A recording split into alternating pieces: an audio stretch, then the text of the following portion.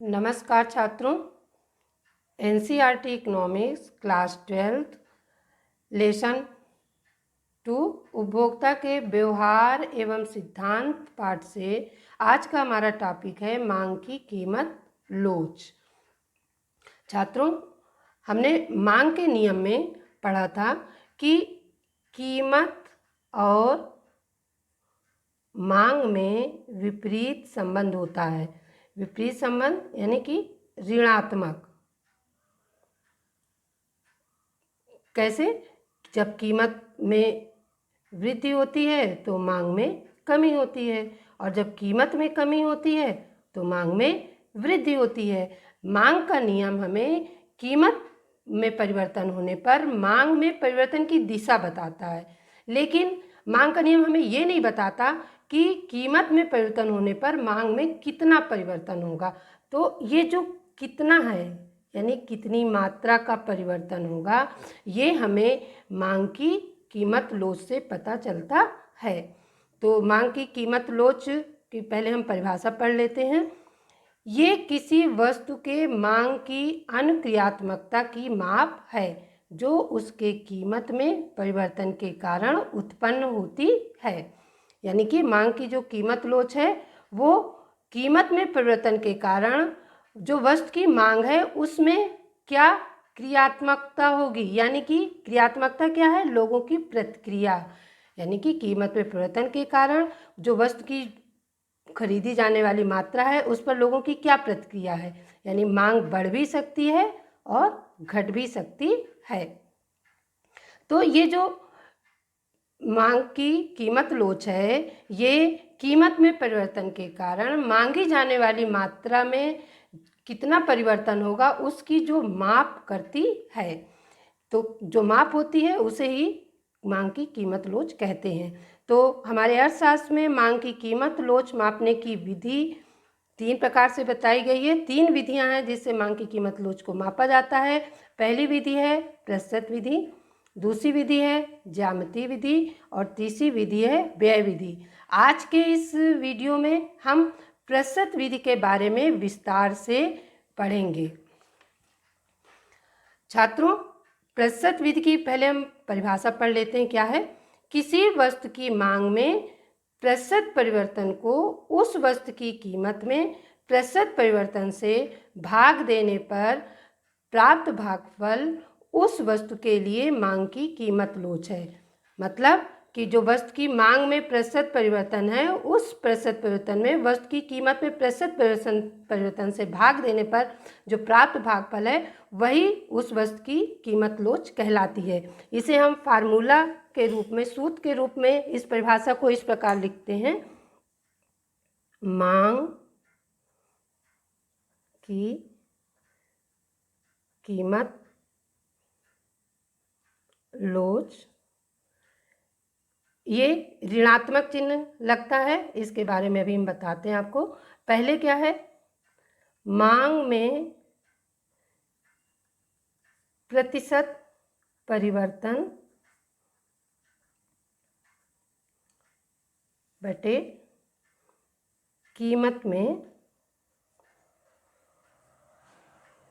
प्रतिशत परिवर्तन। छात्रों, ये जो फार्मूला है पूरी परिभाषा इसमें शामिल हो गई है। मांग की कीमत लोच, ऋणात्मक चिन्ह यहाँ पर लगा हुआ है। ऋणात्मक चिन्ह क्यों लगा हुआ है? क्योंकि मांग और कीमत में जो विपरीत संबंध है उसके दर्शाने के लिए ऋणात्मक चिन्ह होता है। इसको हम सूत्र के रूप में इस तरीके से भी लिख सकते हैं। कैसे? मांग की कीमत लोच, मांग डी, लोच को इलेक्ट्रिसिटी कहते हैं इंग्लिश में, तो इलेक्ट्रिसिटी यानी कि इलेक्ट्रिसिटी ऑफ डिमांड, मांग की लोच बराबर ऋणात्मक चिन्ह। छात्रों, ये जो मांग और कीमत में विपरीत संबंध है, क्योंकि इसमें एक स्वतंत्र चर है और एक परतंत्र है, तो ये दोनों एक दूसरे पर संबंधित होते हैं। इसी कारण से जो मांग की लोच है, इलेक्ट्रिसिटी ऑफ डिमांड है, इसका निरपेक्ष मान निकालते हैं और इसमें हम ऐसा चिन्ह भी लगाते हैं। ये निरपेक्ष वैल्यू, इलास्टिसिटी ऑफ डिमांड जो है, मांग की कीमत लोच है, ये इन दोनों का निरपेक्ष मान निकालते हैं, इसलिए इस तरह इसको लिखते हैं। इसके बाद इसको हम मांग में प्रतिशत परिवर्तन, मांग में प्रतिशत परिवर्तन, ये मांग में परिवर्तन बटे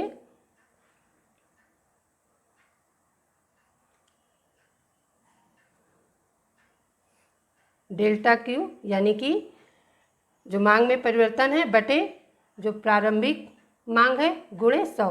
ये मांग में प्रतिशत परिवर्तन हो गया। अब कीमत में प्रतिशत परिवर्तन, डेल्टा पी यानी कीमत में परिवर्तन बटे जो प्रारंभिक कीमत है गुणे 100। तो ये है हमारा मांग में परिवर्तन और ये है हमारा कीमत में परिवर्तन। तो मांग में परिवर्तन में कीमत से परिवर्तन से भाग दे देते हैं, तो हमें जो भागफल प्राप्त होता है वो मांग की कीमत लोच होती है। अब इसमें से इन सभी के बारे में हम आपको बताते हैं छात्रों। डेल्टा, ये डेल्टा क्या होता है? संबंधित जो भी चीज़ जिसके भी हम पूर्व इसको लगाते हैं, ये उसमें परिवर्तन का सूचक होता है, संबंधित में परिवर्तन दर्शाता है। क्यू, अब ये डेल्टा तो हमने बताया, क्यू हमें पता है मात्रा है, तो डेल्टा क्यू, डेल्टा क्यू जो मांग में परिवर्तन, मांग में परिवर्तन, ये मांग में परिवर्तन कैसे निकलता है? मांग में परिवर्तन निकलता है कि जो नई मात्रा मांगी जा रही है उसमें से जो पहले वाली जो मात्रा है उसको हम घटा देते हैं तो हमें मांग में परिवर्तन प्राप्त हो जाता है। तो उसको हम कैसे लिखेंगे? Q2 नई मात्रा और Q1 जो पुरानी मात्रा है। तो इस प्रकार से हमें ये मांग में परिवर्तन प्राप्त हो जाता है। फिर है डेल्टा P, डेल्टा P कीमत में परिवर्तन,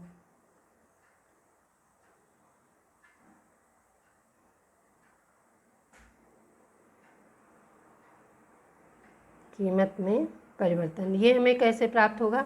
ये भी वही कि जो नई कीमत है उसमें से ये पुरानी कीमत, यानी नई कीमत में से पुरानी कीमत को जो हम घटा देते हैं तो हमें कीमत में परिवर्तन प्राप्त हो जाता है। छात्रों, यहाँ पर इस फार्मूले को हम और शार्ट भी कर सकते हैं। देखिए, ये 100 और 100 बराबर ही हैं, तो इनको और इनको हमने डिवाइड हैं तो इनको हमने काट दिया। अब ये डेल्टा क्यू बटे क्यू, इसमें डेल्टा पी बटे पी से भाग दिया गया है। तो जब कोई चीज़ किसी के भागफल में होती है तो उसको हम गुणनफल में ले आते हैं, और गुणनफल में जो नीचे की दोनों चीज़ें होती हैं वो पलट जाती हैं। ये पी चला जाएगा ऊपर और ये डेल्टा पी चला आएगा नीचे। ये गणित का वो तरीका है, फार्मूला है। तो यहाँ पर हो गया ये पी बटे डेल्टा पी, और इसको हम ऐसे भी कर सकते हैं, डेल्टा ऐसे क्यू बटे डेल्टा पी गुणे पी बटे क्यू। तो छात्रों, प्रतिशत विधि के द्वारा किसी भी वस्तु की मांग में कीमत में परिवर्तन के परिणाम स्वरूप जो मांगी जाने वाली मात्रा में परिवर्तन हो रहा है उसमें कितना परिवर्तन हो रहा है उसके माप के लिए ये फार्मूला इस्तेमाल होता है, इस फार्मूले का प्रयोग किया जाता है। तो आइए हम एक उदाहरण द्वारा प्रतिशत विधि से वस्तु की मांग की लोच कैसे निकालते हैं। मान लीजिए 5 रुपये प्रति केले के भाव पर एक उपभोक्ता 15 केले खरीदता है। जब कीमत 7 रुपये प्रति केले हो जाती है तो उसकी मांग घटकर 12 केले रह जाती है। तो मांग में वृद्धि होने पर केले की मांग की लोच क्या होगी? तो हम जो मांग की कीमत लोच है उसका फार्मूला क्या है? मांग की कीमत लोच का फार्मूला छात्रों क्या है? मांग में प्रतिशत परिवर्तन बटे कीमत में प्रतिशत परिवर्तन। तो पहले हम मांग में प्रतिशत परिवर्तन निकाल लेते हैं। तो छात्रों, मांग में प्रतिशत परिवर्तन के लिए यहाँ पर हम एक तालिका बना लेते हैं छोटी सी, जिसमें हम किस कीमत पर कितनी मांग है, नई कीमत क्या है, पुरानी कीमत क्या है, पहले यहाँ पर हम ये कीमत जिसे हम P से डिनोट करते हैं और मात्रा जिसे हम Q से डिनोट करते हैं। केले की जो कीमत है पहले तो हम उसको लिख लेते हैं, प्रारंभिक जो कीमत है वो उसको हम P1 लिख देते हैं, ठीक है। P1 कितनी है? 5 रुपये। P1 5 रुपये, तो 5 रुपये पे वो मात्रा कितनी खरीद रहा है? 15 केले की, और इसको हम Q1 नाम दे देते हैं। ये 15 केले खरीद रहा है। अब जो नई कीमत है वो कितने रुपए हो गई, उसे हम P2 नाम देते हैं। P2 कितना है? 7। अब इस P2 पर Q2 यानी कि जो नई मात्रा खरीद रहा है वो कितनी है? 12 केले की। तो अब यहाँ इससे हम आसानी से कर सकते हैं तालिका बनाने के बाद। तो पहले हम निकालते हैं मांग में प्रतिशत परिवर्तन। मांग में प्रतिशत परिवर्तन, मांग में जो प्रतिशत परिवर्तन है उसका फार्मूला क्या था? डेल्टा Q बटे Q इंटू 100। और डेल्टा Q को लिए हमने कैसे निकालते हैं डेल्टा Q को? Q2 माइनस Q1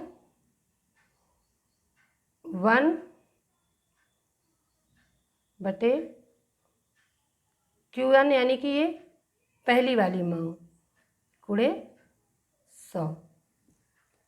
या छात्रों, हम आपको नहीं वो तो हम इसको यहाँ पर फिर ऐसे लिख देते हैं जो पूर्व का फार्मूला है, डेल्टा Q बटे Q इंटू 100, ये है मांग में परिवर्तन बटे डेल्टा P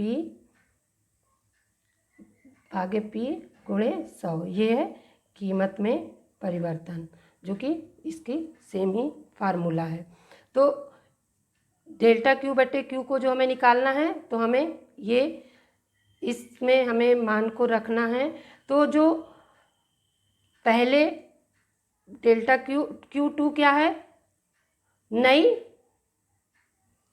जो मांग है, नई मांग जो है वो क्या है? 12। और पहले वाली जो मांग थी वो कितनी थी?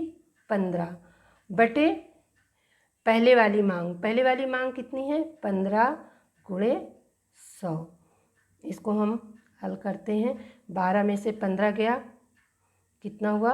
-3, ऋणात्मक, क्योंकि 12 छोटा है, बटे 15 गुणे 100।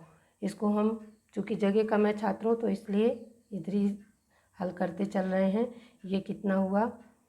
300। ये 15 से हमने जब भाग दिया तो कितना आंसर आएगा? 15 से 300 में भाग देंगे तो 15 दूनी 30 -20। ये क्या है? -20। ये 100 लगा हुआ है तो 20 क्या है? प्रतिशत है। -20% मांग में परिवर्तन हुआ। अब हम कीमत में प्रतिशत परिवर्तन निकालते हैं। कीमत में प्रतिशत परिवर्तन, कीमत में प्रतिशत परिवर्तन डेल्टा P बटे P। डेल्टा P यानी कि कीमत में परिवर्तन, तो इसका जो फार्मूला था वो है P2 माइनस P1 बटे P1 यानी गुणे 100। P2 यानी कि जो नई कीमत थी वो कितनी है? 7। पहले वाली जो कीमत थी वो कितनी थी? 5, और बटे पहले वाली कीमत क्या है? 5 गुणे 100। 7 में से 5 2, अब चूँकि बड़ा है तो घट गया, इसलिए ऋणात्मक चिन्ह की कोई आवश्यकता ही नहीं है, बटे 5 गुणे 100 बराबर कितना हुआ? 200 बटे 5। 5 से 200 में हम भाग देंगे तो कितना आएगा? 40। यानी कि ये जो कीमत में परिवर्तन है वो कितने प्रतिशत है? 40%। छात्रों, यहाँ हमने देखा कि कीमत बढ़ने पर जो केले की जो कीमत थी उसमें 40% की वृद्धि हुई, और केले की मांग में कितनी प्रतिशत की वृद्धि हुई? 20% की, यानी कि केले की कीमत ज़्यादा बढ़ी और मांग कम बढ़ी। तो अब इसमें आधार पे हमें क्या निकालना है? मांग की लोच। मांग की लोच का जो फार्मूला है क्या है, इसको हम लिख सकते हैं मांग में प्रतिशत परिवर्तन बटे कीमत में प्रतिशत परिवर्तन। तो मांग में इसको हम छात्रों इधर कर लेते हैं।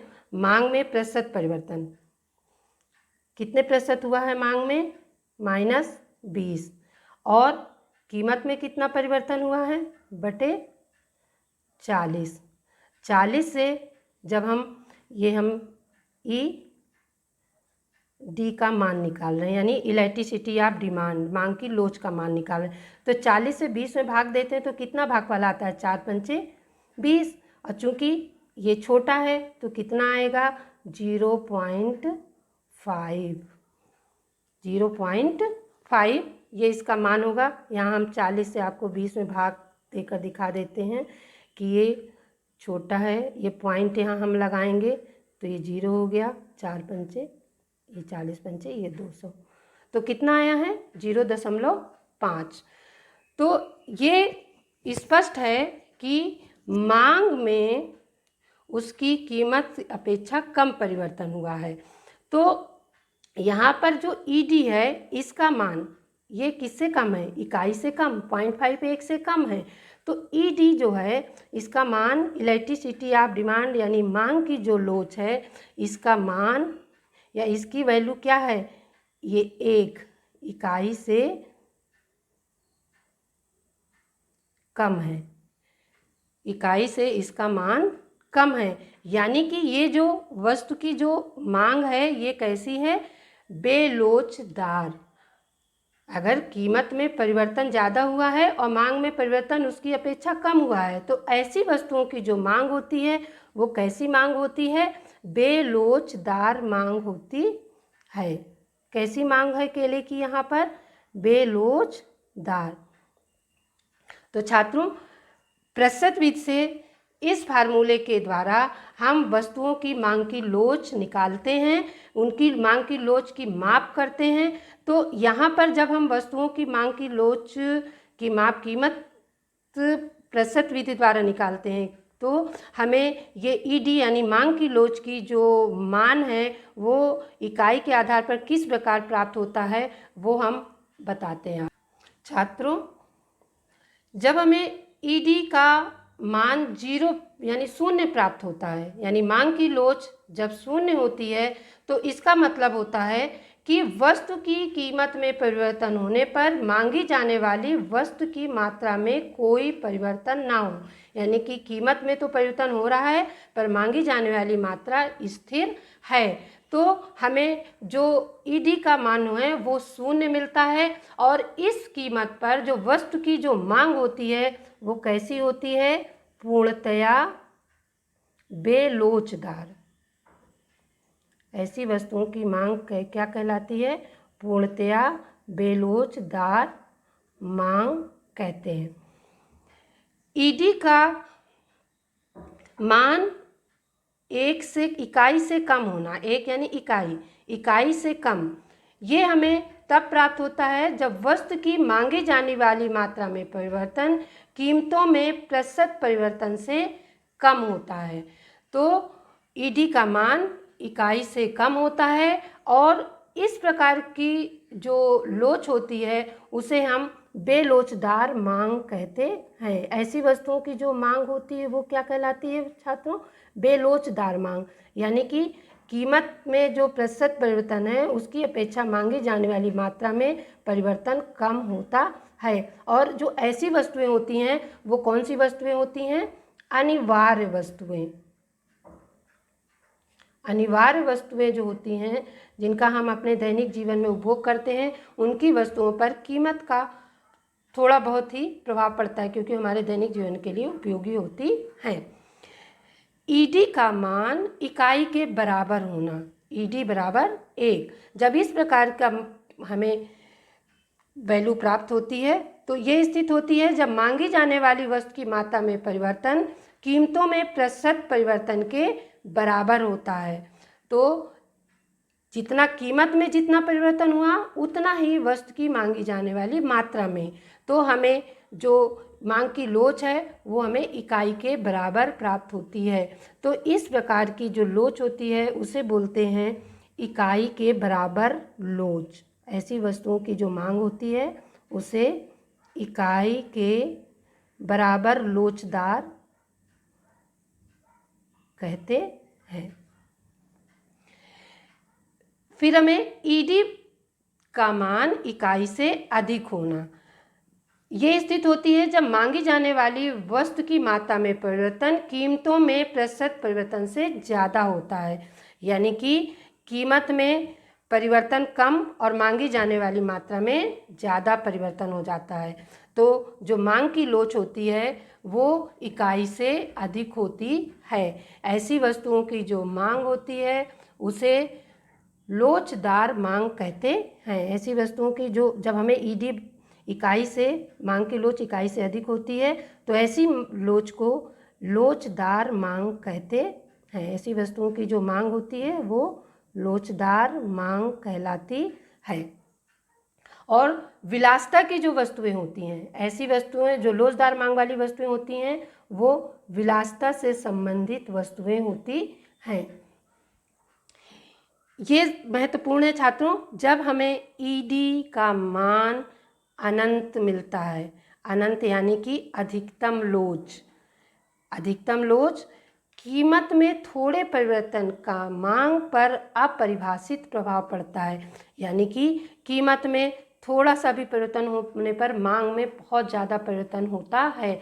मांग कीमत बढ़ने पर मांग मतलब बिल्कुल कम भी हो सकती है, या कीमत में थोड़ी कमी होने पर मांग बहुत ज़्यादा बढ़ सकती है। तब हमें इस प्रकार का मान प्राप्त होता है, ईडी का मान अनंत। तो छात्रों, प्रतिशत विधि द्वारा हमें जब हम वस्तुओं की मांग की लोच मापते हैं तो हमें कैसी वस्तुओं की मांग की लोच प्राप्त होती है? ईडी का मान 0 प्राप्त हो सकता है, ईडी का मान इकाई से कम होना, ईडी यानी कि इलेक्ट्रिसिटी ऑफ डिमांड इकाई के बराबर होना, ईडी यानी इलेक्ट्रिसिटी ऑफ डिमांड इकाई से अधिक होना, और ईडी का जो मान है वो कितना होना? अनंत होना। और ऐसी जो ईडी का मान जब अनंत होता है तो ऐसी वस्तुओं की जो मांग होती है उसे पूर्णतया लोचदार मांग कहते हैं। नमस्कार छात्रों।